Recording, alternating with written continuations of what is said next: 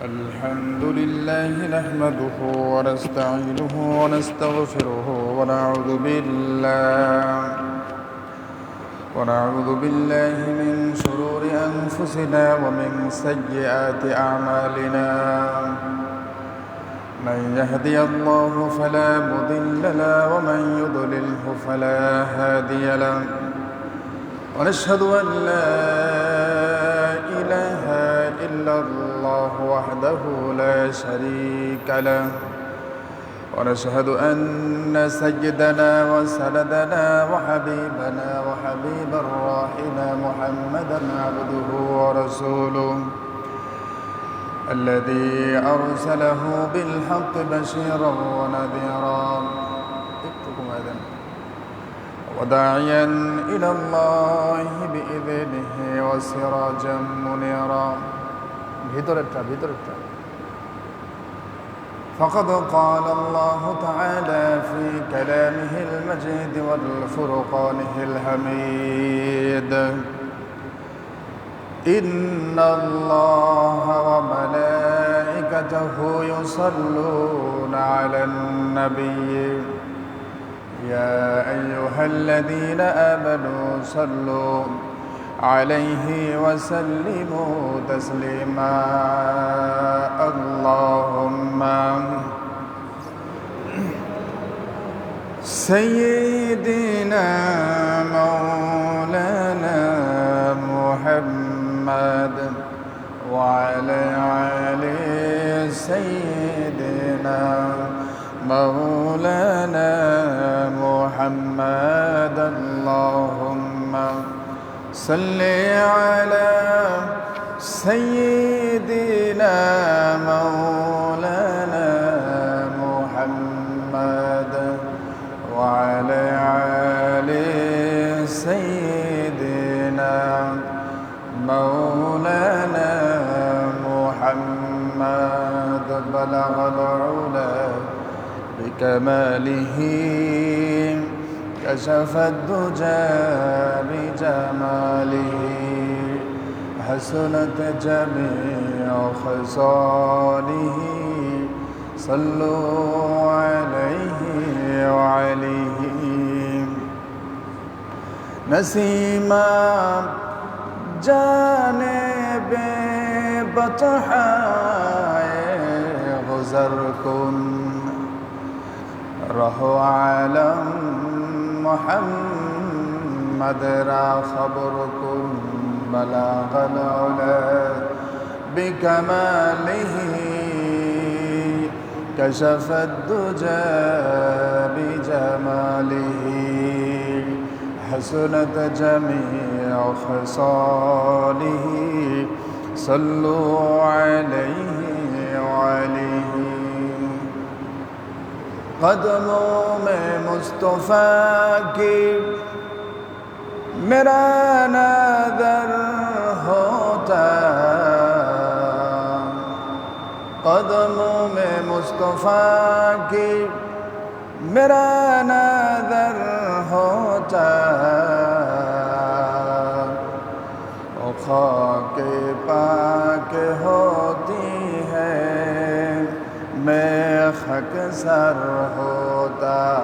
بلغ العلا بكماله كشف الدجى بجماله حسنت جميع خصاله. صلوا عليه وعليه.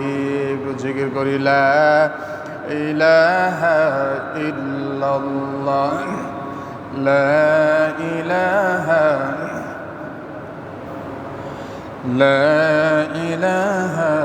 إلا الله. سبحان الله الحمد لله لا إله إلا الله. سبحان الله الحمد لله لا إله إلا الله. لا إله إلا الله محمد رسول الله. সাল্লাল্লাহু আলাইহি ওয়াসাল্লাম। আল্লাহ সুবহানাহু ওয়া তাআলার দরবারে লাখো শুকর গুজার করছি যে মহান মুনিব আমাদের সকলকেই জিলকদ মাসের ২৬ তারিখ, জিলকদ মাসের শেষ জুমায় যে আল্লাহ তাবারক তাআলা আমাদের সকলকেই সালাতুল জুমা আদায় করার জন্য ইমামুল কবির জামে মসজিদে সবার আগে আগে আসার তৌফিক দান করেছেন, আমাদেরকে ভালো এবং সুস্থ রেখেছেন। এজন্য আল্লাহর দরবারে লাখ শুকর গুজার করছি। সকলে বলি আলহামদুলিল্লাহ। শতকোটি দরুদ ও সালাম সরকারে দু আলম বিশ্বনবী জনাবে মুহাম্মদুর রাসূলুল্লাহ সাল্লাল্লাহু আলাইহি ওয়াসাল্লামের উপর। সম্মানিত হাজরিন, এমন একটি গুরুত্বপূর্ণ মুহূর্তে আমরা উপনীত হয়েছি। জিলকদ মাস শেষের দিকে, আজ ২৬ তারিখ। জিলকদ মাস একেবারেই শেষের দিকে, আজ ২৬ তারিখ। তারপরে সামনেই আসছে জিলহজ। জিলহজ মাসে গুরুত্বপূর্ণ কিছু আমল থেকে থাকে, যেটা নবী করিম সাল্লাল্লাহু আলাইহি ওয়াসাল্লাম জিলহজ মাসের প্রথম 10 দিনের আমলকে অধিক গুরুত্ব আরোপ করেছেন এবং অধিক ফজিলত বর্ণনা করেছেন। জিলহজ মাসের প্রথম 10 দিনের ফজিলত এত বেশি যা অন্য কোনো মাসে এত ফজিলত পাওয়া যায় না। জোরে বলি সুবহানাল্লাহ। অনেক গুরুত্বপূর্ণ একটি মুহূর্ত, গুরুত্বপূর্ণ একটি সময়। আল্লাহর হাবিব বলেন, জিলহজ মাসের প্রথম 10 দিনের আমল আল্লাহ রাব্বুল ইজ্জত ওয়াল জালালের কাছে এত বেশি প্রিয় যা অন্য কোনো মাসে এত বেশি প্রিয় আমল নেই। জোরে বলি সুবহানাল্লাহ। আল্লাহর হাবিব বলেন, তিরমিজি শরীফের 758 নম্বর হাদিসে আল্লাহর হাবিব বলেন, আবি হুরায়রা রাদিয়াল্লাহু তাআলা আনহু عن النبي صلى الله عليه وسلم قال رسول الله صلى الله عليه وسلم ما من أيام أحب إلى الله أن يتعبد له فيها من 10 ذي الحجة।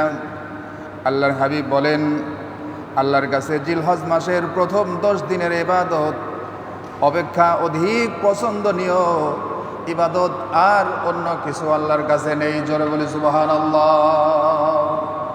জিলহজ মাসের প্রথম 10 দিনের আমল আল্লাহর কাছে এত বেশি প্রিয় যে অন্য কোনো মাসে এমন পছন্দনীয় ইবাদত নেই যেটা জিলহজ মাসের প্রথম 10 দিন আল্লাহর কাছে যতটা পছন্দনীয়। সুবহানাল্লাহ। তার মানে জিলহজ মাসের প্রথম 10 দিনের আমলের গুরুত্ব অনেক বেশি। জিলহজ মাসের প্রথম 10 দিনের আমল এত গুরুত্বপূর্ণ যা অন্য কোনো মাসে নেই। জোরে বলি সুবহানাল্লাহ। সম্মানিত হাজরিন, আল্লাহর হাবিব তিনি আরো বলছেন, ইয়াদিলু সিয়ামু কুল্লি ইয়াউমিন মিনহা বিসিয়ামিস সানাহ। আল্লাহর হাবিব বলেন, জিলহজ মাসের প্রথম 10 দিনের প্রত্যেকটি দিনে যদি কেউ রোজা রাখে তাহলে প্রত্যেকটা রোজা হবে 1 বছর রোজা রাখার সমান সওয়াব দেওয়া হবে। জোরে বলি সুবহানাল্লাহ।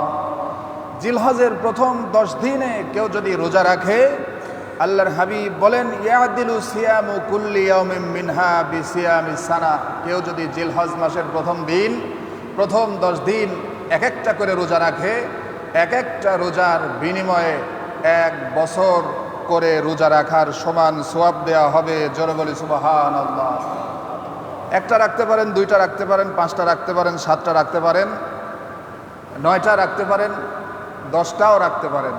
10 নম্বর দিনে তো আর রোজা সারাদিন রোজা রাখতে হবে না। 10 নম্বর দিনে রোজা রাখবেন হলো কুরবানি করা পর্যন্ত। কুরবানি করা পর্যন্ত, কুরবানি করে, অর্থাৎ 10 নম্বর তারিখে, জিলহজ মাসের 10 নম্বর তারিখে যে রোজাটা হবে সেটা হলো কুরবানি করা পর্যন্ত। সুবে সাদেকের পরে থেকে ফজরের পরে কোনো কিছু পানাহার না করে ঈদের মাঠে চলে আসা, নামাজ আদায় করা, নামাজ আদায় করার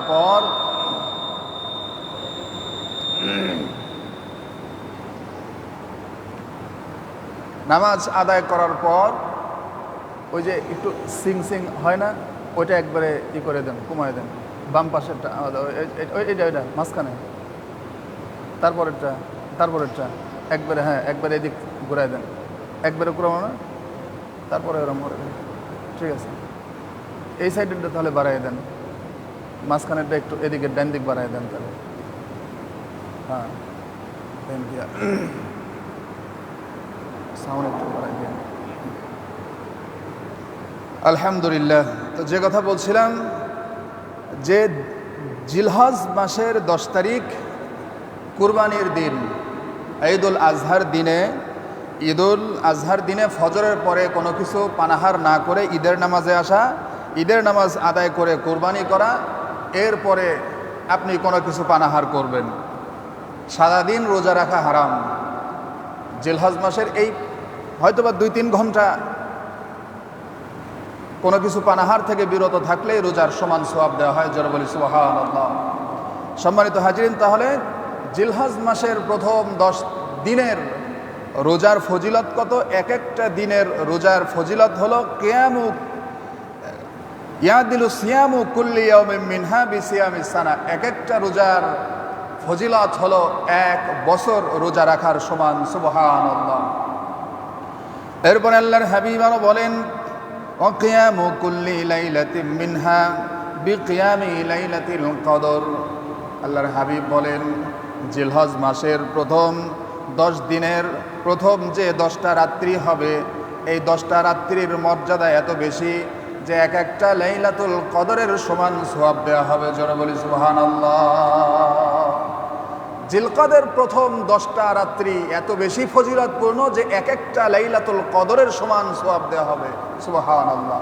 আর এক একটা লাইলাতুল কদরের সওয়াব কত এটা আপনারা আগেই জানেন যে আল্লাহ তাআলা রব্বুল আলামিন বলছেন লাইলাতুল কদরি খায়রুম মিন আলফি শাহর।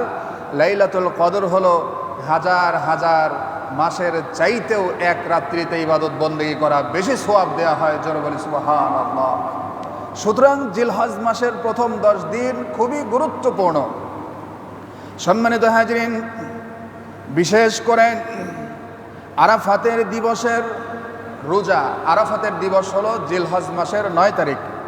জিলহজ মাসের 9 তারিখ, 9ম তারিখটা হলো আরাফার দিবস। সমস্ত হাজিগণ জিলহজ মাসের 9 তারিখে জহর নামাজ থেকে শুরু করে আসর মাগরিব পর্যন্ত অর্থাৎ সূর্যাস্ত পর্যন্ত আরাফায় অবস্থান করে। আর আরাফার ময়দানে অবস্থান করা হাজিদের জন্য এটা ফরজ। যারাই হজ করতে যান আরাফার ময়দানে অবস্থান না করলে হজ হয় না। আরাফার ময়দানে অবস্থান করা এটা হলো হজের ফরজ। তো 9ম তারিখ আরাফার দিবস সম্পর্কে নবী করিম সাল্লাল্লাহু আলাইহি ওয়াসাল্লাম বলেন, হাদিসটা আবু কাতাদা রাদিয়াল্লাহু তাআলা আনহু থেকে বর্ণিত।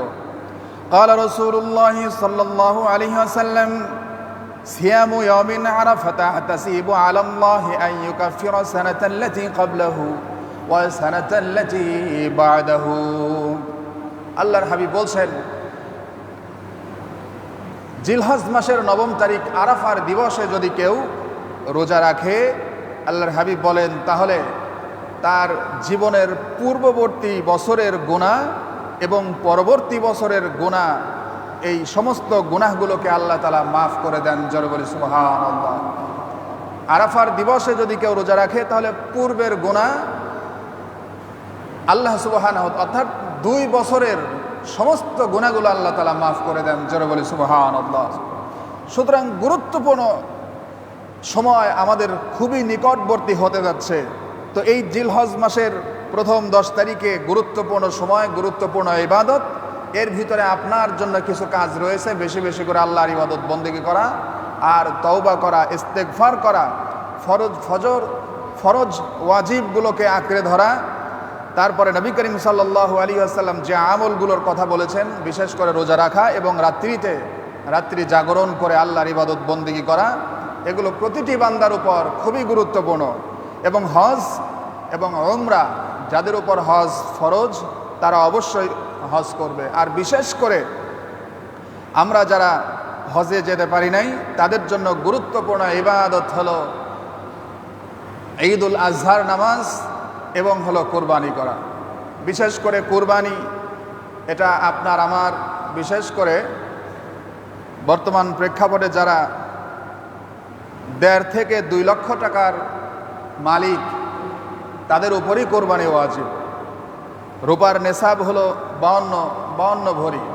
52 ভরি রূপা সম পরিমাণ যদি অর্থের মালিক কেউ হয় তাহলে তার উপর কোরবানি ওয়াজিব, তাকে কোরবানি দিতে হবে। কোরবানিটা কিভাবে দেবে? কোরবানি যার উপর ওয়াজিব তাকেই দিতে হবে। 5 জনের উপরে কোরবানি ওয়াজিব, এক পরিবারের 5 জনের উপর কোরবানি ওয়াজিব। ওই পরিবার থেকে একজন কোরবানি দিয়ে দেবে আর সবার হয়ে যাবে তা কিন্তু হবে না। এক পরিবারের যেমন 5 জনের উপরে নামাজ ফরজ হলে 5 জনকেই নামাজ আদায় করতে হয়, অনুরূপভাবে 5 জনের উপর কোরবানি ওয়াজিব হলে 5 জনকেই আলাদা আলাদাভাবে কোরবানি আদায় করতে হবে। সেক্ষেত্রে 5 জন মিলে একটা গরু কোরবানি দিলে, একটা গরু তো 7 জন মিলে কোরবানি দেয়া যায়। সেক্ষেত্রে একটা গরু যদি 5 জন মিলে 7 জন মিলে কোরবানি দেয় তাহলে 5 জন 7 জন 3 জন 4 জন যে কয়জনই হোক সে কয়েকজনেরই কোরবানি আদায় হয়ে যাবে। আরেকটা ব্যাপার, সেটাও ক্লিয়ার হওয়া দরকার যে স্বামী স্ত্রী দুজনের উপরেই কোরবানি ওয়াজিব। স্বামীর উপরেও কোরবানি ওয়াজিব, স্ত্রীর উপরেও কোরবানি ওয়াজিব। এমতো অবস্থায় শুধু স্বামী যদি একটা গরু কিনে নিজের নামে কোরবানি দিয়ে দেয় তাহলে শুধু তারটা আদায় হবে, স্ত্রীরটা আদায় হবে না। অন্ততপক্ষে স্ত্রীকে একটা ছাগল হলেও কিনে কোরবানি আদায় করতে হবে, অথবা স্বামী স্ত্রী দুজনে মিলে 2টা ছাগল কিনে 2 জনের নামে কোরবানি দিয়ে দেবে, এটা আদায় হয়ে যাবে। একটা গরু যদি কিনে একজনের নামে দেন তাহলে হবে না। গরু কিনে যেহেতু 7 জনের নামে দেয়া যায়, সেক্ষেত্রে 7 জনের নাম অন্তর্ভুক্ত করা যেতে পারে, স্বামী স্ত্রীর নামও করা যেতে পারে, আরও বাহিরের কাউকে সাথে নেওয়া যেতে পারে। তবে কুরবানিটা হলো এমন গুরুত্বপূর্ণ একাগ্রতার ইবাদত, যেটা হলো এটা যার যার ইবাদত তার তার জন্যই খাস হয় এবং নির্ধারিত হয়ে থাকে।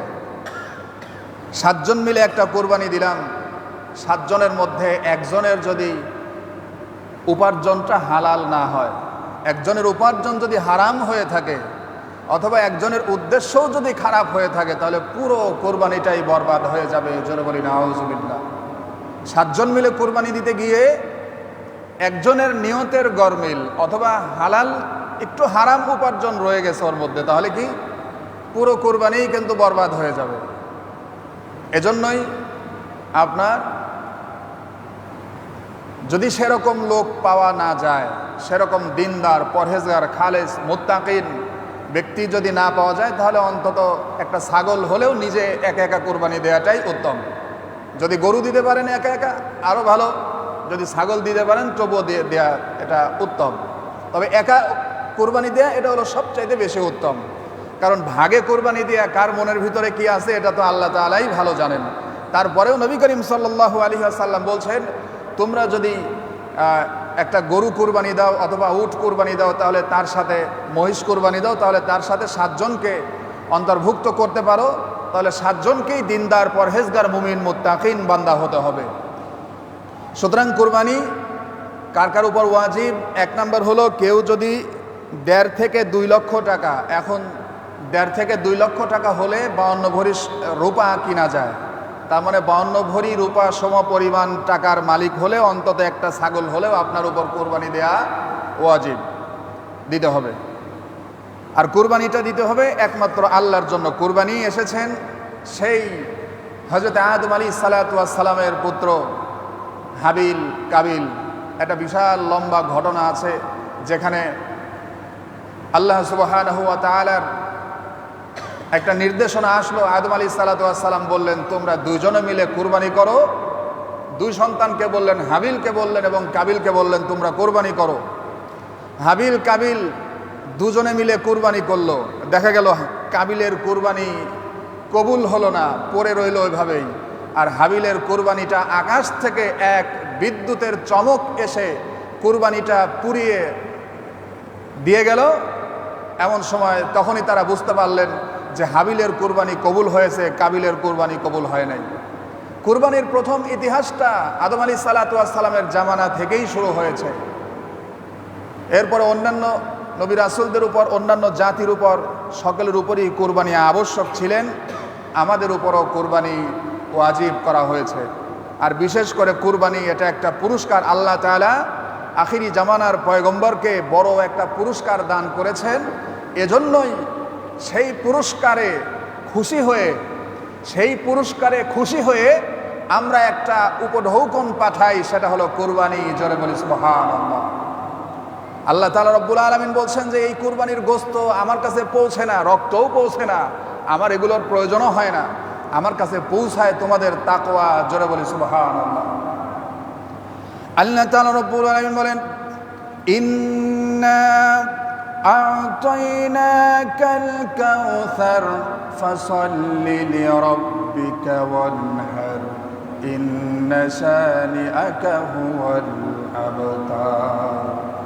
আল্লাহ তাআলা রব্বুল আলামিন বলেন, ইন্না নিশ্চয়ই, আ'তাইনা আমি আপনাকে দান করেছি কাউসার, নিশ্চয় আমি আপনাকে কাউসার দান করেছি।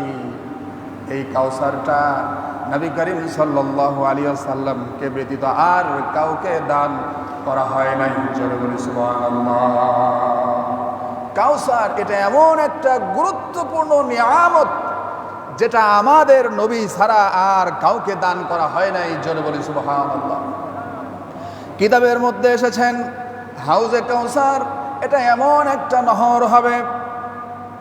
তাফসিরে তাবারির মধ্যে এসেছেন আল্লামা ইমাম ফখরুদ্দিন রাজি রহমাতুল্লাহ আলাইহি তাফসিরে তাবারির মধ্যে লিখেছেন, কাউসার এমন একটা গুরুত্বপূর্ণ নিয়ামত হাসরের কঠিন মুসিবতের দিন, যেটা একটা নদীর মতো হয়ে প্রবাহিত হবে, নদী ঝর্ণার মতো হয়ে প্রবাহিত হবে।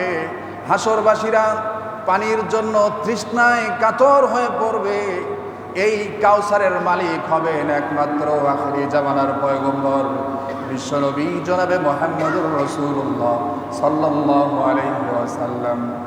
কিতাবের মধ্যে এসেছেন আল্লাহর হাবিব হাসরের দিন নিজে হাতে তার উম্মতদেরকে ধরে ধরে হাউজে কাউসার পান করাবেন এবং হযরত আবু বকর, হযরত ওমর রাদিয়াল্লাহু তাআলা আনহু হাউজে কাউসার নিয়ে এসে আল্লাহর রাসূলের হাতে দেবেন, আর আল্লাহর রাসূল নিজে হাতে তার উম্মতদেরকে পান করাবেন। জোরে বলি সুবহানাল্লাহ।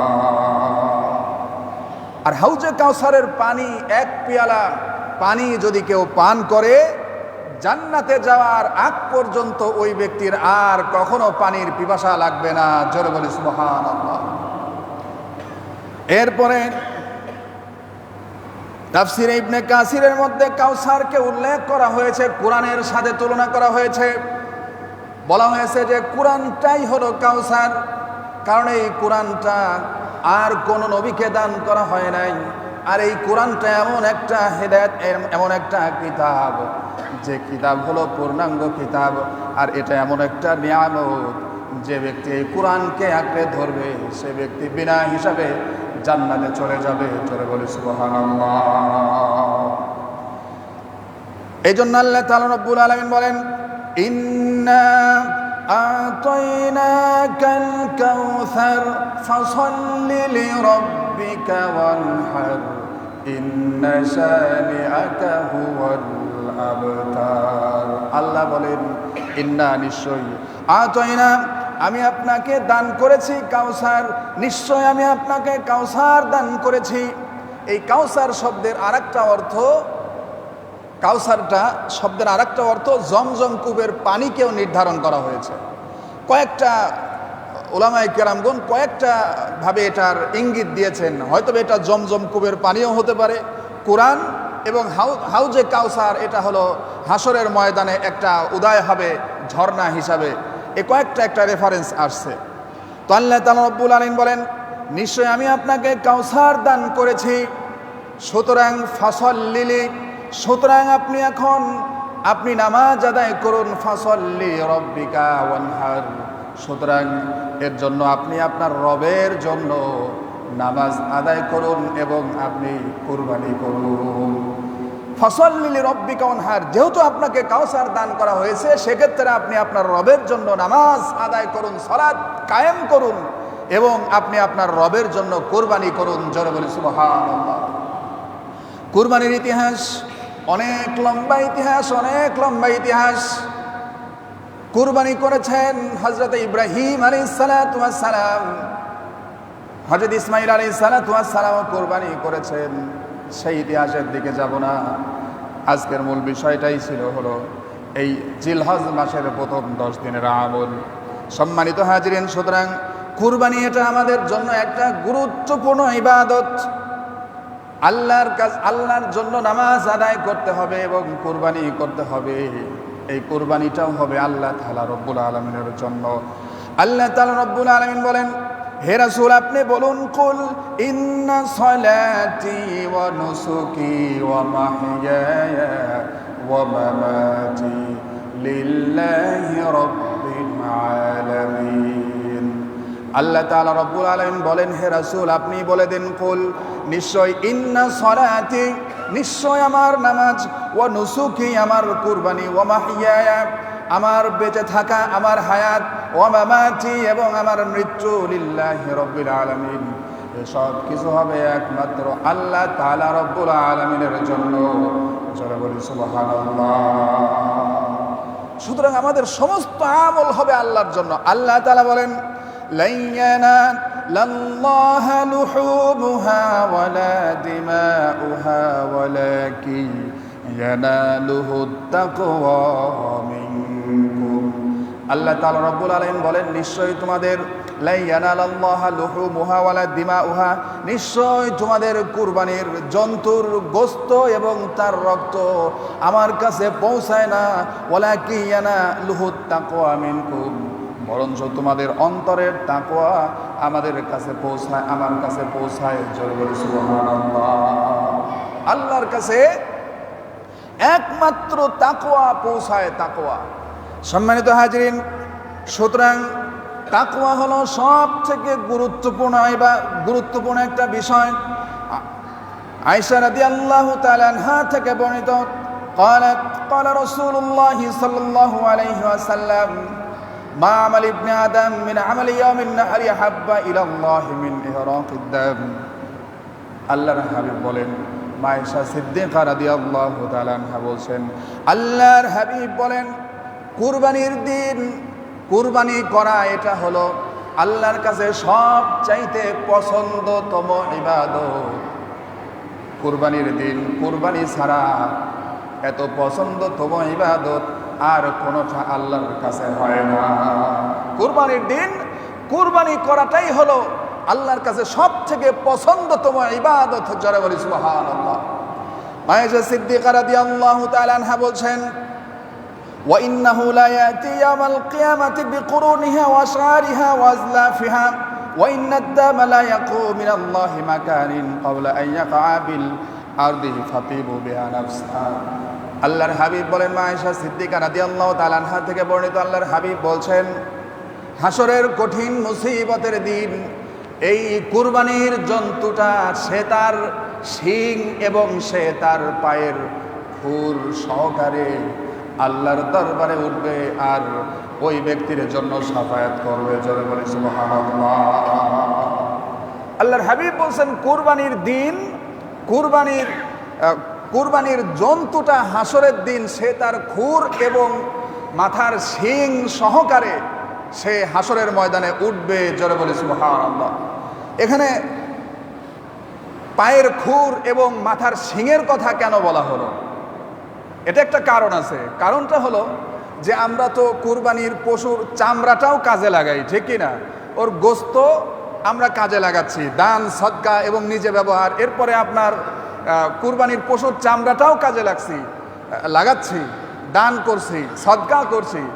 সর্বশেষ আমরা যে জিনিসটা ফেলে দেই, যেটা কোনো আমরা কাজে লাগাই না, মাথার শিং, এরপর হলো পায়ের খুর, এরপরে আরও কিছু হাড্ডি গুড্ডি আছে যেগুলো ফেলায় দেয়া হয়। হয়তোবা বান্দা উম্মতেরা মনে করতে পারে যে হয়তোবা এগুলো যেহেতু ফেলা দেয়া হয়, এগুলো হয়তোবা কোনো কাজে লাগবে না, এই জন্য মনে হয় এগুলোর কোনো সোয়াবও পাওয়া যাবে না, এরকম মনে করতে পারে। যার কারণে আল্লাহর হাবিব বললেন, না, কুরবানির জন্তু সে তার খুর, হাড় এবং সে তার মাথার শিং, তার মানে আপনি যে জন্তু কুরবানি দিচ্ছেন হাসরের দিন এই জন্তুটাই আল্লাহর দরবারে উঠে দাঁড়াবে। জোরে বলি সুবহানাল্লাহ। আমরা যাই ফেলাই দেই না কেন, কোনো কিছুই ফেলানো নয়। আমরা যে জন্তু কুরবানি করছি এই জন্তু পুরো তরতাজা জন্তুটাই হাসরের দিন উঠবে এবং আপনার আমল আপনার নেকির পাল্লায় উঠে যাবে। জোরে বলি সুবহানাল্লাহ। সম্মানিত হাজিরিন, আল্লাহর হাবিব বলেন, মা আয়েশা সিদ্দিকা রাদিয়াল্লাহু তাআলা আনহা বলছেন, এরপরে আল্লাহর হাবিব বলেন, লা ইয়াকউ মিনাল্লাহি মাকানিন ক্বাবলা আন ইয়াকা বিল আরদি ফাতিবু বিহা নাফসা। কুরবানির দিন যখন কোনো বান্দা কুরবানি করে, আল্লাহর হাবিব বলেন, কুরবানি করতে গিয়ে পশুর গলার উপরে ছুরি দিয়ে চাপ দিয়েছে, কেটে গেছে, রক্ত বের হয়ে এখনো জমিনে পড়ে নাই, রক্ত বের হয়ে গেছে এখনো জমিনে পড়ে নাই। আল্লাহর হাবিব বলেন, ওই রক্তটা বের হয়ে মাটিতে পড়ার আগেই ওই কুরবানির মর্যাদা আল্লাহ তাআলা রব্বুল আলামিনের কাছে, আল্লাহর হাবিব বলেন, লা ইয়াকু মিনাল্লাহি মাকানিন ক্বাবলা আন ইয়াকা। আল্লাহর হাবিব বলেন যে ওই রক্ত মাটিতে পড়ার আগেই ওইটা আল্লাহ তাআলা রব্বুল আলামিনের কাছে এমন একটা মর্যাদার স্থানে লিপিবদ্ধ হয়ে যায় যে হাসরের ময়দানে এই কুরবানিটাই তার জন্য নাজাতের ওসিলা হয়ে যাবে। জোরে বলি সুবহানাল্লাহ। আমাদেরকে কুরবানি, আমরা যারা আপনারা হজে যেতে পারেন নাই, হজে যারা যায় হাজিরা, তাদের উপরেও কিন্তু কুরবানি ওয়াজিব। হজে গিয়েও হাজিরা কুরবানি দিয়ে থাকেন, হজে যাবার পরেও হাজিরা কুরবানি দিয়ে থাকেন। আর যারা আমরা হজে যেতে পারি নাই তাদের জন্য ঈদুল আজহার 2 রাকাত ওয়াজিব নামাজ আর কুরবানি এটা আমাদের আদায় করতে হবে। সুতরাং কুরবানি আমরা যারা কিনবো, কুরবানির পশুটা তো কিনতে হবে। কুরবানির পশু কেনার ক্ষেত্রে আপনাদের প্রথমত যেটা, এই তো এখনই হয়তো বা 1 সপ্তাহের মধ্যেই, এই 14 দিন আছে হয়তো বা ঈদের, দেখা যাবে যে 10-12 দিনের মধ্যেই আপনারা সবাই কুরবানি কিনে ফেলবেন। তাহলে কুরবানি কেনার ক্ষেত্রে আপনাদের কিছু জিনিস যাচাই বাছাই করতে হবে। যদি কেউ ছাগল কিনেন তাহলে ছাগলের বয়স কমপক্ষে 1 বছর হতে হবে, কমপক্ষে 1 বছর হতে হবে ছাগলের বয়স। যদি গরু কিনেন তাহলে গরুর বয়স কমপক্ষে 2 বছর হতে হবে। তারপরে যদি উট কিনেন, উটের বয়স কমপক্ষে 5 বছর হইতে হবে। 5 বছরের আগের উট কুরবানি করা যাবে না।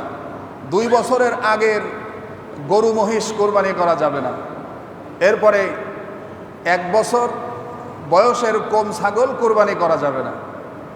কিন্তু আমরা হাটে বাজারে গেলে আগে দাঁত দেখি, ঠিক কিনা?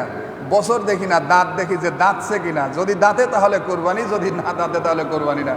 আমরা এইটা মনে করি, আসলে তো দাঁতের সাথে সম্পর্ক না, সম্পর্কটা হলো ওর বছরের সাথে, বয়সের সাথে।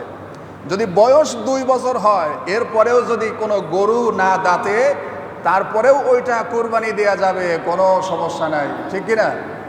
অনেক মৌলানা সাহেব বসে আছেন, আলহামদুলিল্লাহ। আল্লাহ তাআলা সকলের নেক হায়াতে তয়্যিবা বুলন্দ করে দিন, সকলে বলি আমিন। সম্মানিত হাজরিন, তাহলে কুরবানির ক্ষেত্রে, কুরবানির পশু ক্রয় করার ক্ষেত্রে আমাদেরকে দেখতে হবে, 1 নাম্বার দেখতে হবে গরু কিনতে গেলে তার বয়সটা 2 বছর হয়েছে কিনা। ছাগল উট যদি কেউ কিনতে যান, গরু মহিষ কিনতে গেলে 2 বছর বয়স তালাশ করতে হবে। উট কিনতে গেলে কমপক্ষে 5 বছর বয়স তালাশ করতে হবে। আর যদি ছাগল কিনতে যান, ছাগল, ভেড়া, দুম্বা এগুলো কিনতে গেলে কমপক্ষে 1 বছর বয়স আগে তালাশ করতে হবে। তারপরেও এখানে একটা মাসালা আছে, যদি কোনো ছাগল, ভেড়া, দুম্বা এটা যদি আপনার 6 মাস বয়স হওয়ার পরেও 1 বছরের বয়স, 1 বছর বয়সের ছাগল, ভেড়া, দুম্বার মধ্যে ছেড়ে দিলে যদি বোঝা না যায়, অর্থাৎ বড় হয়ে গেছে, 6 মাসের ছাগলও যদি বড় হয়ে যায়, উঁচু লম্বা হয়ে যায়, মানে যে তরতাজা হয়ে যায়, গোস্ত হয়ে যায়, বড় হয়ে গেছে 6 মাসের ছাগল, দেখছেন যে একটা হলো 1 বছরের ছাগল ছোট দেখা যাচ্ছে, আর একটা 6 মাসের ছাগল হচ্ছে বড় দেখা যাচ্ছে, তাহলে ওই ছাগল হোক আর ভেড়া হোক আর দুম্বা হোক, ওইটা দিয়েও কোরবানি করা যাবে। যারা বলি সুবহানাল্লাহ, ওটা দিয়েও কোরবানি করলে কোরবানি আদায় হয়ে যাবে। পশুটা আপনার কিনতে হবে নিখুঁত প্রাণী, নিখুঁত প্রাণী। আসলে এত নিখুঁত প্রাণী আসছে তো সেই কোন নবীর আমল থেকে? হযরতে মূসা আলাইহিস সালাতু ওয়াস সালাম। অন্ধ, দাঁত ভাঙা, জিহ্বা কাটা, অর্থাৎ খুদ আছে, চোখে পড়ে, আর এই খুদের কারণে সেই পশুটা বিকলাঙ্গ অবস্থায় পড়ে আছে। যদি কোনো পশু এরকম বিকলাঙ্গ অবস্থায় পড়ে থাকে তা দিয়ে কুরবানি হবে না। মনে করেন যে একটা কুরবানির গরুকে হাটে নিয়ে আসার পরে আসার খেয়ে পড়ে তার পা ভেঙে গেছে, এখন সে উঠে দাঁড়াতে পারে না, ওই গরু দিয়ে কুরবানি হবে? হবে না। ওই গরু কুরবানির জন্য কেনা যাবে না। তবে যদি হ্যাঁ একটু ব্যথা পেয়েছে, ঠিক, গরু ভালো, সব দিক দিয়েই ভালো, একটু ব্যথা পেয়েছে, উঠে দাঁড়াতে পারে এবং হাঁটতেও পারে, তাহলে আপনি ওই গরু কিনে নিয়ে কুরবানি করতে পারবেন। কান কাটার ক্ষেত্রে কান কাটা গরু কিনা যাবে না। কান যদি সামান্য একটু কাটা থাকে, সামান্য একটু, হয়তো বা 1 ইঞ্চি পরিমাণ অথবা আধা ইঞ্চি পরিমাণ এরকম যদি হয়ে থাকে তাহলে সমস্যা নেই। কিন্তু যদি অর্ধেক পরিমাণ কান কাটা থাকে, অর্ধেকের বেশি পরিমাণ শিং ভাঙা থাকে, অর্ধেকের বেশি পরিমাণ লেজ কাটা থাকে, তাহলে এই জন্তুগুলো আপনাকে এড়ায় নিতে হবে, এগুলো দিয়ে কুরবানি করা যাবে না। সুতরাং এই জন্তু যেহেতু আপনারা এখন কিনবেন, সেক্ষেত্রে আপনাদের এই জিনিসগুলো যাচাই বাছাই করতে হবে এবং সৌন্দর্য দেখতে হবে। মূসা আলাইহিসসালাতু ওয়াসসালামের সেই ঘটনাটা একটু বলেই নেই। মূসা আলাইহিসসালাতু ওয়াসসালাম এর জামানায় একবার তিনি এক রাজ্যের দিকে রওনা দিলেন, যাবার পর সেখানে শিবির গাড়লেন। সূরাতুল বাকারার মধ্যে ঘটনাটা সুন্দর করে বর্ণিত হয়েছে।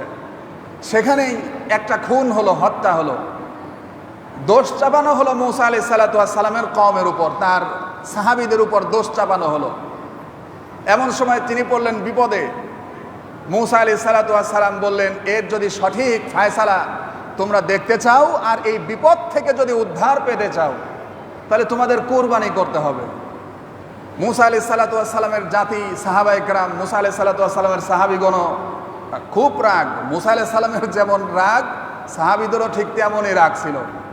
দেখেন না যে মূসা আলাইহিসসালাতু ওয়াসসালাম এক থাপ্পড় দিয়ে কিন্তু এক থাপ্পড় খেয়েই কি একজন পড়ে গিয়ে প্রায় আপনার 2-3 ঘন্টা অজ্ঞান হয়ে পড়েছিল। নাম কি তার? ফিরাউন। মূসা আলাইহিস সালামের বয়স কত ছিল? মাত্র হয়তোবা কয়েক মাস বয়স হবে। ফিরাউনকে এক থাপ্পড় দিয়েছে, ফিরাউন একবার অজ্ঞান হয়ে পড়ে আছে। উঠার পরেই বলছে যে এইটাই আমার শত্রু, একেই জবাই করতে হবে, কতাল করতে হবে। জোরে বলি নাউযুবিল্লাহ। একবার মূসা আলাইহিসসালাতু ওয়াসসালাম হত্যা করার উদ্দেশ্যে নয়, একটা বিচার ফায়সালা করার উদ্দেশ্যে, শাসন করার উদ্দেশ্যে একজনকে একটা ঘুষি মারছে। এক ঘুষি খায় সে ব্যক্তি সাথে সাথে সেখানেই মারা যায়।